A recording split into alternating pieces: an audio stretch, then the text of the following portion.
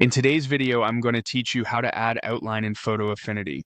We'll start right inside Affinity Photo. Open your image and make sure the layer you want to outline is selected.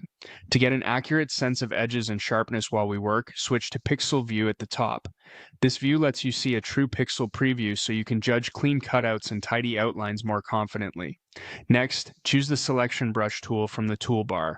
This tool lets you paint a selection, almost like highlighting the areas you want to keep. Use a brush size that matches the level of detail in your subject.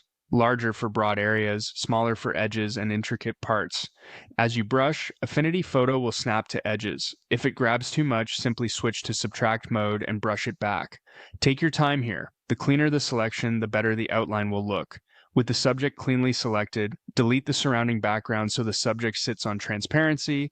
If delete doesn't seem to work, make sure the layer isn't locked or that it's a raster layer.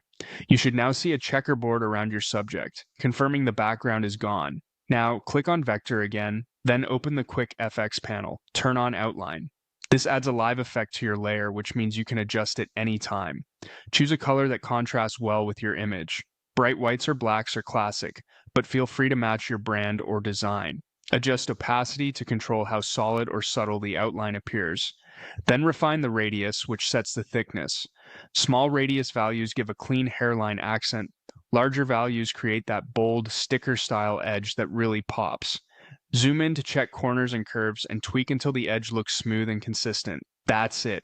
You've removed the background and applied a customizable outline using Quick FX. Save your file, and you're ready to export or keep editing with confidence.